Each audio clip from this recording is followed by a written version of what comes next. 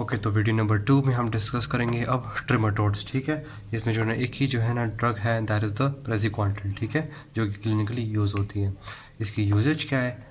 RX का क्या मतलब? ट्रीटमेंट। ठीक है, treatment of all forms of schistosomiasis. ठीक है, और इसके अलावा वीडियो नंबर 3 में हम सिस्टोड्स डिस्कस करेंगे। तो सिस्टोड्स की ये सिस्टोसिरोसिस, इसमें भी जो है ना ये ट्रीटमेंट में हम दे सकते हैं। ठीक है, और स्टार क्यों लगा ये मैं कॉन्ट्राइंडिकेशंस में बताऊंगा। ठीक हो गया। ओके, तो अब स्टार्ट करते हैं प्रेज़िक्वांटल का mechanism of action. Mechanism of action इसका ये है कि ये जो है ना इनफ्लक्स ऑफ कैल्शियम इंक्रीज कर देगा किधर? सेल मेम्ब्रेन के थ्रू, मेम्ब्रेन। ठीक है, इधर कैल्शियम अंदर आ गया। ठीक है, अब ये बात है कि सेल में जितनी ज़्यादा कैल्शियम की कंसंट्रेशन होगी उतनी ही ज़्यादा कॉन्ट्रैक्शन होगी। ठीक है, तो ये ज़्यादा कॉन्ट्रैक्शन के थ्रू पैरालिसिस करवाएगा। जिस तरह ही पिछले हमने वीडियोस में पढ़ी थी, मतलब वीडियो नंबर 1 में डिस्कस किया था कि सारी ड्रग्स क्या कर रही थी, जो निमेटोड्स में हमने डिस्कस किए थे, सारी ड्रग्स क्या कर रही थी? डिफरेंट मैकेनिज्म के थ्रू पैरालिसिस करवा रही थी। या माइक्रोट्यूब्यूल्स को की बाइंडिंग करके जो है ना उसकी असेंबली जो है ना प्रिवेंट कर रही थी, या फिर जो है ना डीपोलराइजेशन करके वो जो है ना पैरालिसिस करवा रही थी। यहाँ पे कॉन्ट्रैक्शन करके करवा रही है। ठीक है, स्पाज्म से कॉन्ट्रैक्शन। ठीक है, ये कॉन्ट्रैक्शन मतलब स्पाज्म में इस तरह की कॉन्ट्रैक्टेड स्टेट में रहेगी। अब ये भी एक किस्म की पैरालिसिस होगी। ठीक है, स्पास्टिक पैरालिसिस इसको कहते हैं। तो इसी तरह ही पैरालिसिस होगी और इसी तरह ही एक्सक्रीट आउट हो जाएगी। क्लियर? तो ये हो गया इसका मैकेनिज्म ऑफ एक्शन। अब आते हैं इसके काइनेटिक्स में। तो काइनेटिक्स में जो है ना पहले है एडमिनिस्ट्रेशन क्या है? इट इज़ बाय ओरल राउट।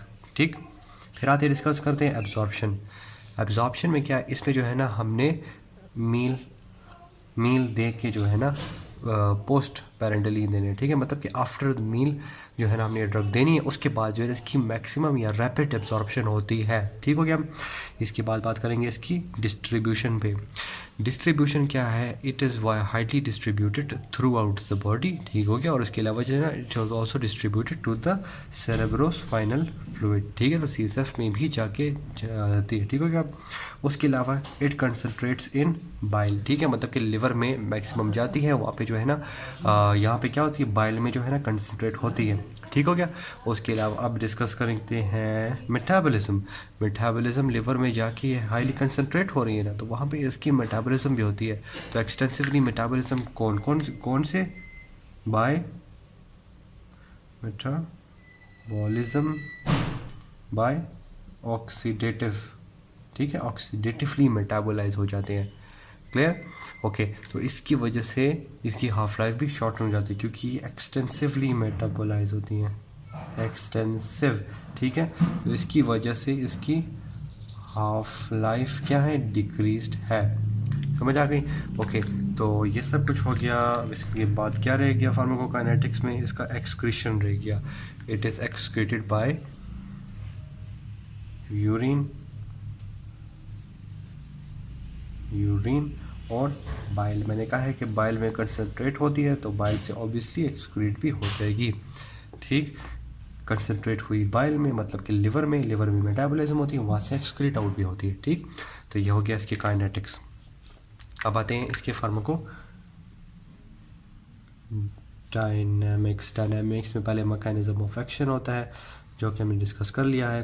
ठीक है, उसके बाद है इसके साइड इफ़ेक्ट्स, और फिर इसके बाद जो है ना मैं स्टार वाली बात बताता हूँ, वो जो है ना कॉन्ट्राइंडिकेशंस में है। ठीक है, तो साइड इफ़ेक्ट्स में जो है ना GI डिस्ट्रेसेस है। ठीक है, उसके अलावा ड्राउजीनेस है, मतलब कि CNS पे पास कर रहा है ना, कहाँ गया ये? ठीक है, तो इससे जो है ना ड्राउजीनेस, डिजीनेस। ठीक है, ड्राउजीनेस हो गया, डिजीनेस हो गया, और GI डिस्ट्रेस। ठीक है, ये सारे इसके साइड इफ़ेक्ट्स हो गए। तो मैंने स्टार वाली बात बतानी थी, इधर आती हैं ये जो है ना कॉन्ट्राइंडिकेशंस में आती है। ठीक है, ये तो है सिस्टोसर्कोसिस में जो है ना हम दे रहे थे, लेकिन ऑक्यूलर सिस्टोसर्कोसिस में जो है ना हम इसकी ट्रीटमेंट नहीं देंगे। ठीक है, ऑक्यूलर क्यों? क्योंकि मैंने क्या कहा था, ये इमोबलाइज हो जाते हैं। तो अगर ये जो है ना ऑक्यूलर में हम देंगे, ऑक्यूलर सिस्टोसर्कोसिस में अगर देंगे, तो उधर ही में क्या हो जाएगी, मतलब उधर ही पैरालिसिस होगी उधर आँख में जो है ना, हम ऑक्यूलर क्या हमारी आँख के रिलेटेड है, तो आँख में जो है ना रह जाएगी, तो ऑर्गन हमारा डैमेज हो जाएगा, ठीक है, ऑर्गन डैमेज हो सकता है, तो इसलिए it is contraindicated for ocular cysticercosis. Clear. उसके अलावा जो है ना इसकी ये कॉन्ट्रा इंडिकेशन हो गई, ठीक। और लास्ट रह गई ही है इसकी कॉन्ट्रा इंडिकेशंस हो गई, साइड इफ़ेक्ट्स हो गई, मैकेनिज्म ऑफ एक्शन। लास्ट है इसका ड्रग इंटरेक्शन, ठीक है, DI।